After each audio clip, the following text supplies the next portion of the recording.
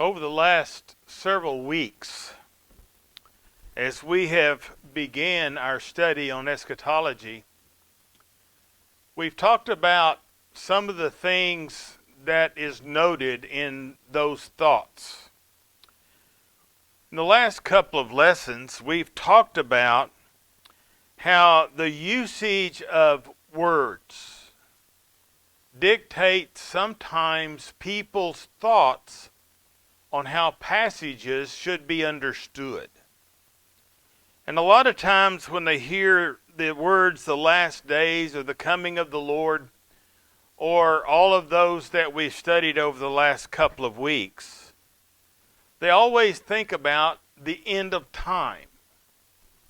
But yet, even some don't even contemplate the end of time, but that something else is going to happen.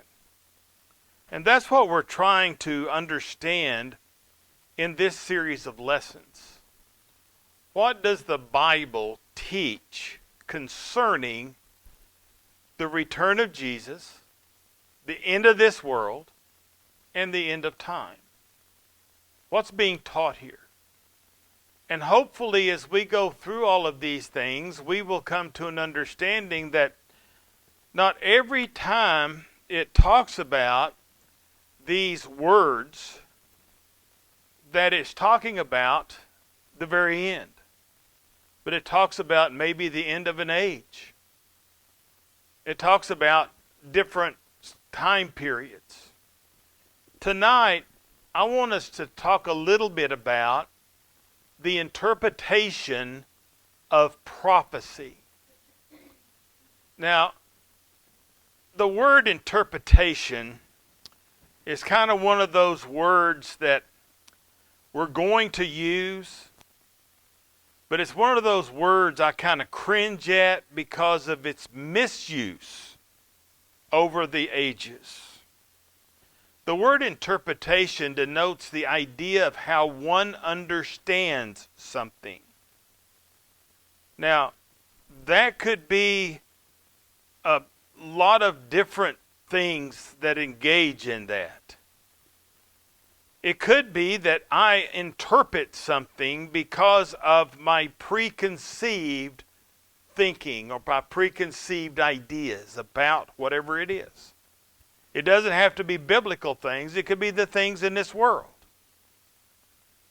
That's why we are to understand, interpret things according to God's Word. We have to have that absolute. We have to have that foundation. In our world today, when we talk about eschatology, the end times, people misunderstand a lot of things. And a lot of times it boils down to prophecy, especially Old Testament prophecy. Now, because of their preconceived ideologies, they look at Old Testament prophecies in different ways. Now, when we think about the various thoughts that we see in our world, and of course, like I've noted before, these thoughts or these understandings, these teachings have so many variants within themselves, it's unreal, but we're going to stick with the ones that we began with. We know that there are those who promote the ideology, the theory, the teaching of predispensational premillennialism. And they have an idea of prophecy because of their dispensational beliefs. Now, it has been noted, and this is the gentleman that has written these words concerning the idea of interpreting prophecy under this thinking. He says, no question facing the student of eschatology is more important than the question of the method to be employed in interpretation of the prophetic scriptures. And this is foundational in all of these ideas, all of these theologies. He continues to write, the adoption of different methods of interpretation has produced the various eschatological positions and accounts for the divergent views within a system that confront the student of prophecy.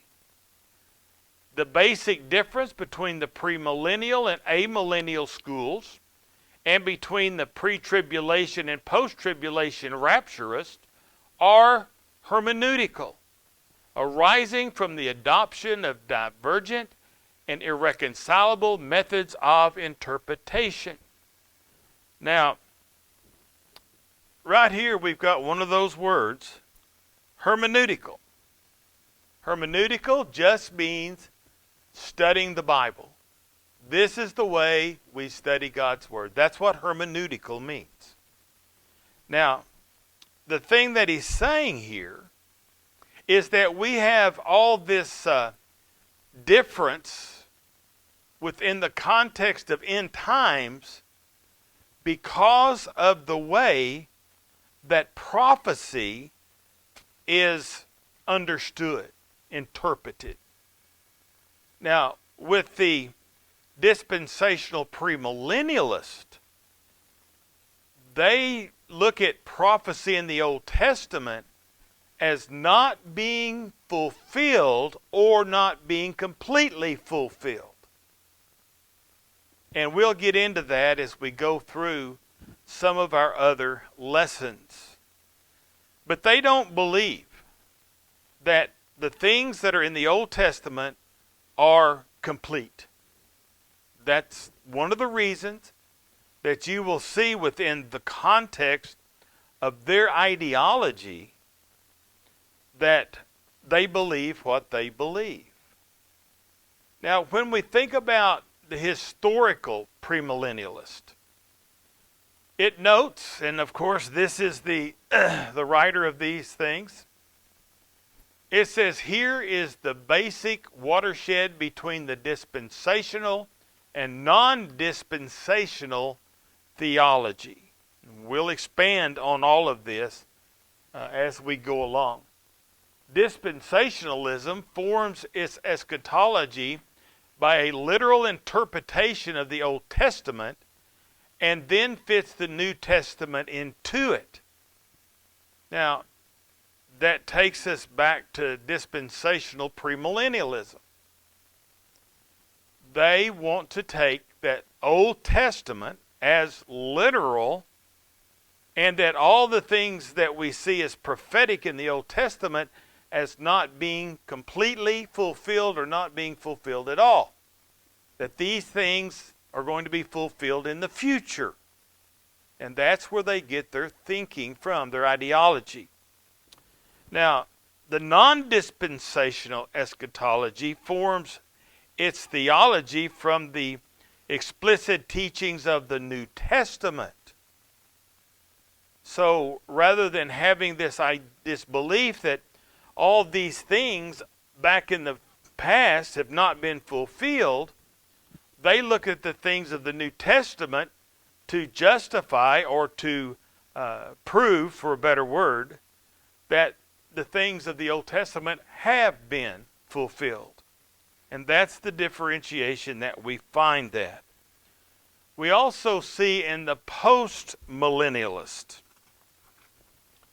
it says premillennialism places strong emphasis on literal interpretation and pride themselves on taking Scripture just as it is written. In other words, they're leaving the dispensational premillennialists are leaving some things out because of their interpretation. Let's put it that way. It says postmillennialists and amillennialists, on the other hand, mindful of much of both the Old and New Testament is unquestionably given in figurative and symbolic language, have no objection on principles of figurative interpretation, and readily accept that if the evidence indicates it is preferable. So in essence, going to the Word of God and understanding it as it is written. But we still have some struggles with the historical and all of these, and postmillennialism. The amillennialist, there is a basic difference in the method of biblical interpretation employed by premillennialist and amillennialist. Premillennialist, particularly those of the dispensational persuasion, are committed to what is commonly called the literal interpretation of the Old Testament prophecies. Now, this goes back to the idea that some of the things, or all of the things under the Old Testament, those prophecies, are future fulfilled in the future, because they have the idea of dispensationalism. And go back and look at what we've talked about this dispensational ideology. Continuing, amillennialists, on the other hand, believe that though many Old Testament prophecies are indeed to be interpreted literally, many others are to be interpreted in a non-literal way. And that brings us to the idea that the things need to be interpreted literally, but also going back to the thinking of the postmillennialists, that as we look at the New Testament, it notes the fulfillment of these other things. And then that takes us all the way back to the wordings that we've looked at. What is the last day? What are they talking about? What is the end of the age? What are we talking about? So when we look at all of this, it boils down to this one thing that I keep on talking about, and it's context. Look at things in context. Go back, look at all the things under the Old Testament, all these prophecies. What's it talking about? Who's it talking to? And is it something that's going to be at the end of the world, end of time? Or is it at the end of this age that they're talking about here? When's this supposed to be fulfilled? So everyone admits that how one interprets prophecy greatly determines the end time scenario to which they hold. And it's a key. This is a key factor. How we understand all these things that we've talked about, and especially how one understands prophecy and makes application to it today for a better explanation.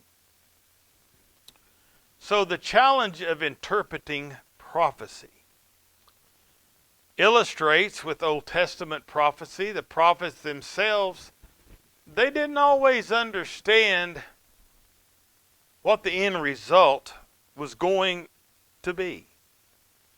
But they were speaking, now think about it, they were speaking inspired. They were speaking the Word of God. Now Peter notes in 1 Peter chapter 1 and verse 10, as to this salvation, the prophets who prophesied of the grace that would come to you made careful search and inquiries, seeking to know what person or time the Spirit of Christ within them was indicated as he predicted the suffering of Christ and the glories to follow. They were trying to figure this out, the prophets back in the Old Testament. We're going to see even the angels had a struggle on that. But they're trying to figure all this out. Now, what's God talking about? How's it going to work? When is it coming? The whole thing. Verse 12. It was revealed to them that they were not serving themselves, but you.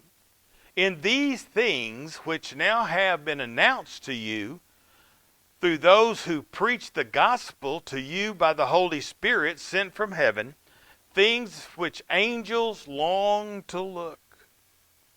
Well, the things that some of the prophets didn't quite have a complete handle on, it's been now explained in the gospel. Those preaching the gospel has brought it. And even the angels don't know everything. I promise, they don't know everything. But they long to know these things. Now we go over to the book of Daniel. In Daniel chapter 12, in verse 8, it says, "As for me, I heard, but could not understand, so I said, My Lord, what will be the outcome of these events?" Now I want to encourage you, go back and read all of Daniel. You got to get it all in, especially these first 12 verses. Because God has given Daniel the explanation of Nebuchadnezzar's dream, and he's given this to Nebuchadnezzar, and old Daniel's still sitting over scratching his head, Lord, what will be the outcome of these events? Now this is what God said. Verse 9. He said, "Go your way, Daniel, for these words are concealed and sealed up until the end time." Now, there's a lot right there. It wasn't time to make these things known. We're going through hundreds of years. We're going down through several different world leaders, or at least for that area. And they were opened up and understood as they come to happen. But is he talking about the end of time when the earth is gone? Or the end of time when all that's been talked about in context has been fulfilled? And that's the question we always have to ask. There were those in Jesus' day that didn't understand. There's a lot of people today that don't understand this same thing. I'll be real honest with you. In John 6, verse 14, it says, "Therefore, when the people saw the sign which he had performed, they said, This is truly the prophet who is to come into the world." Now they understood that there was somebody coming, and it was the Messiah. The people, the Jewish people, understood this. They were looking. Now, verse 15. "So Jesus, perceiving that they were intending to come and take him by force and make him king, withdrew again to the mountain by himself alone." The people had been looking for a Messiah, a Savior. Now, at this time period, what were they looking for? They were looking for someone to come, a king to come, and to get rid of the Romans. That was the main thing. We want the Romans gone. They were tired of being under their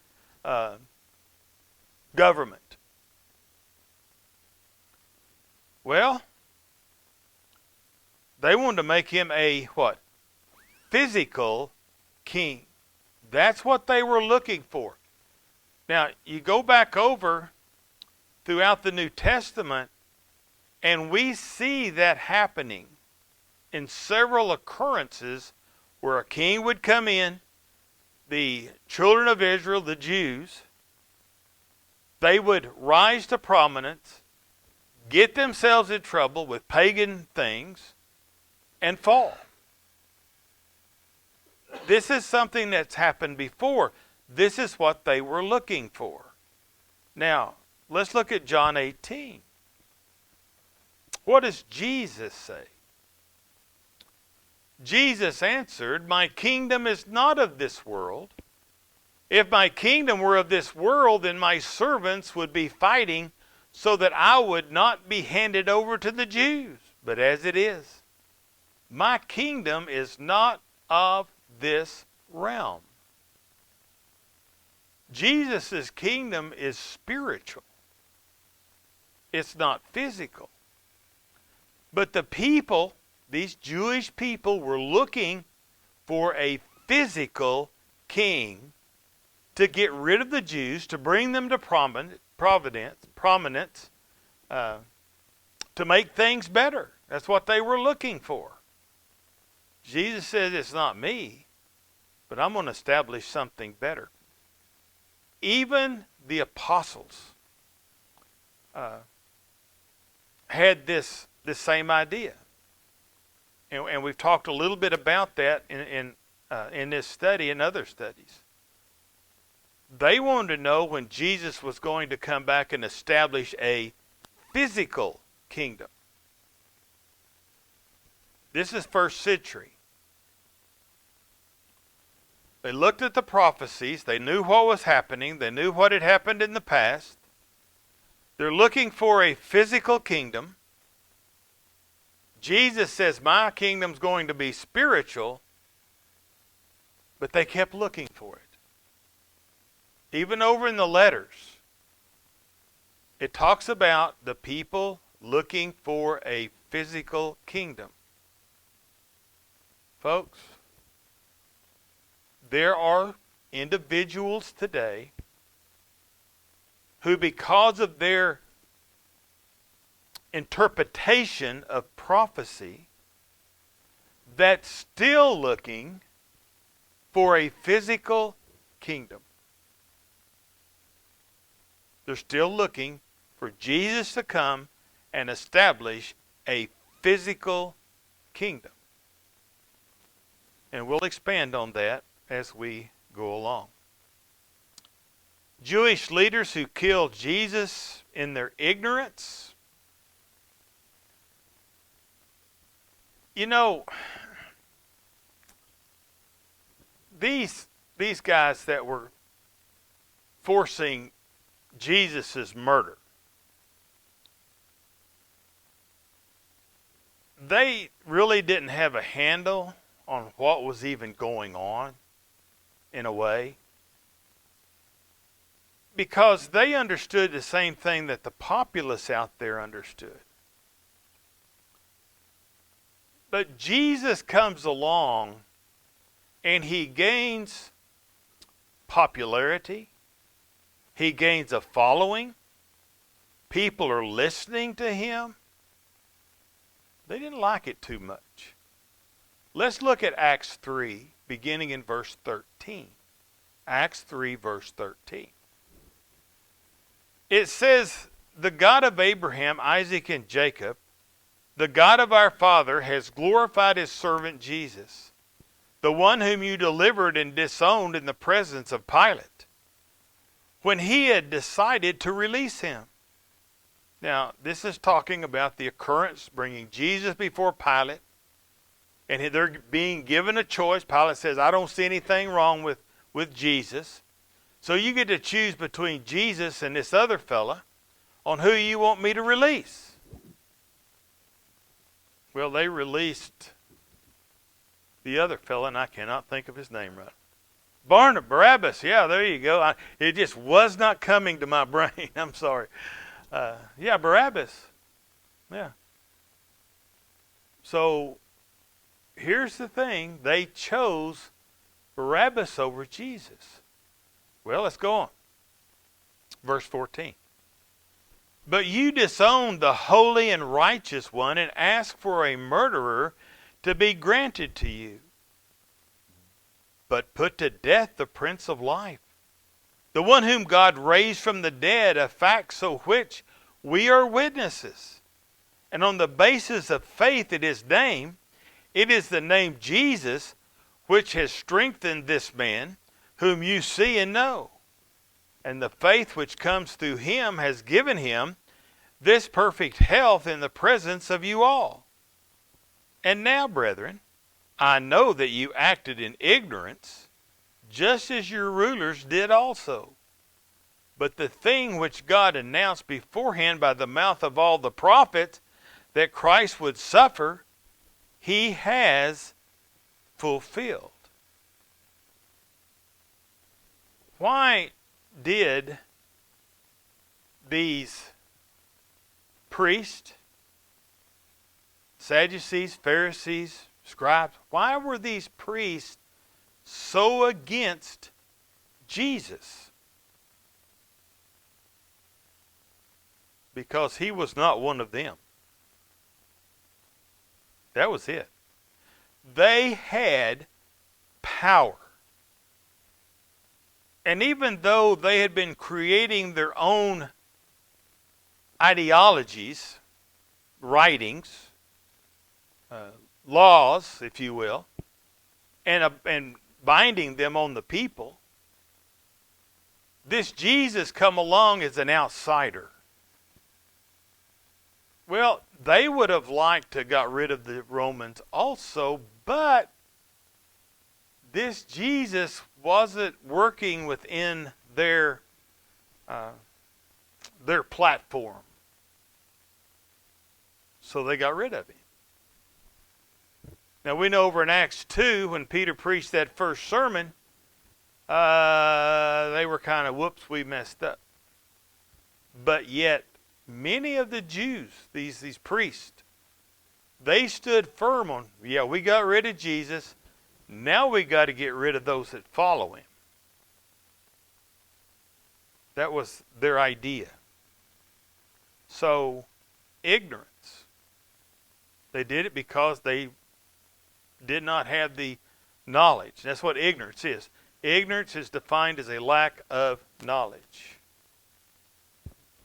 In Acts 13 and verse 27 it says, "For those who live in Jerusalem and their rules, recognizing neither him nor the utterance of the prophets, which are read every Sabbath, fulfilled these by condemning him."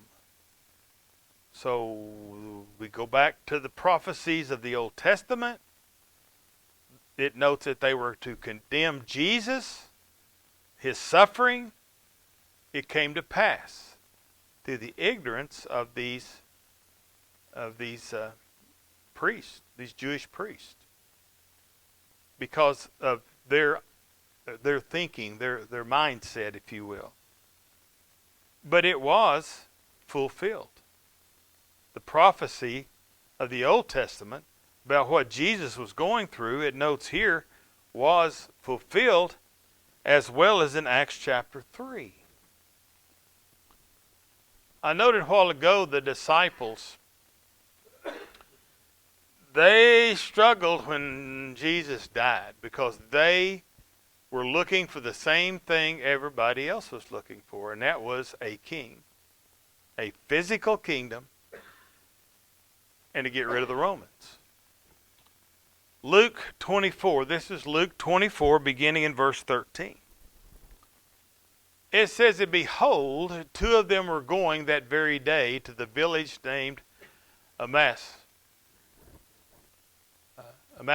which was about 7 miles from Jerusalem. And they were talking to each other about all the things that had taken place. While they were talking and discussing, Jesus himself approached and began traveling with them. But their eyes were prevented from recognizing him. And he said to them, 'What are these words that you are exchanging with one another as you are walking?' And they stood still and looked sad. One of them, named Cleophas, answered and said to him, 'Are you the only one visiting Jerusalem and unaware of the thing which have happened here in these days?' And he said to them, 'What thing?' And they said to him the thing about Jesus the Nazarene, who was a prophet, mighty in deed and word in the sight of God and all the people, and how the chief priests and our rulers delivered him to the sentence of death and crucified him. They were perplexed because of what happened to Jesus. In verse 21, it says, "But we were hoping that it was he who was going to redeem Israel." In other words, what they're talking about here is establish a Jewish kingdom, get rid of the Romans. We thought he was the one. Indeed, beside all this, it was the third day since these things happened. But also some women among us amazed us. When they were at the tomb early in the morning and did not find his body, they came saying that they had also seen a vision of angels who said he was alive. Some of those who were with us went to the tomb and found it just as exactly as the women also had said, but him they did not see. And he said to them, O foolish men, and slow of heart to believe in all that the prophets have spoken. Oh, going back, was it not necessary for Christ to suffer these things and to enter into his glory? Then beginning with Moses and all the prophets, he explained to them the things concerning himself in all the Scripture. In other words, he went back. He talked to them about what the prophecies had told them. Yes, even the apostles. They needed help understanding what was going on. See, these guys were looking, again, for a king. Luke 24:44 says, Now he said to them, These are my words which I spoke to you while I was still with you, that all things which are written about me in the law of Moses and in the prophets and in the Psalms must be fulfilled. And he opened their minds to understand the Scriptures. And he said to them, Thus it is written that the Christ would suffer and rise again from the dead on the third day, and that repentance for forgiveness of sin would be proclaimed in his name to all the nations, beginning from Jerusalem. So going back to that prophecy, these things, okay, look in verse 44, must be fulfilled. So, fulfillment of prophecy. The situation had come to a conclusion with Jesus. Again, the people were looking for something different. Jesus says, this kingdom is not of the world. It is a spiritual kingdom. They wanted to make him king. They need to go back and look at the prophecies and note their fulfillment. Now, here's the difficulty that several have today, is they're still looking for the establishment of a physical kingdom. And it all goes back, again, to our interpretation of prophecy.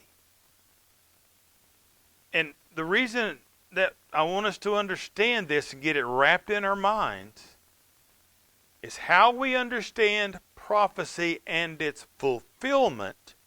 All those words dictate the ideology of the end time. So what does the Bible teach concerning prophecy, fulfillment of prophecy, when, all these words? And how does it relate to the end of time?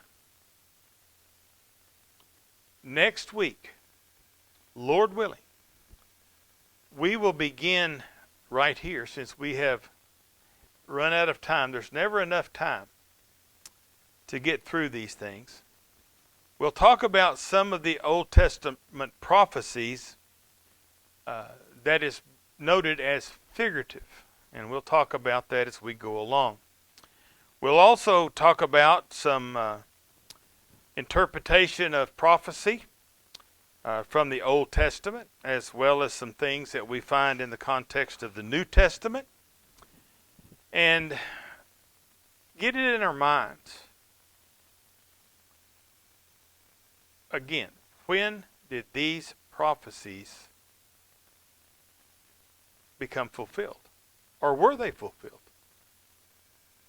Or are we waiting on them to be fulfilled in the future? Something to think about. So we'll begin there next Wednesday evening.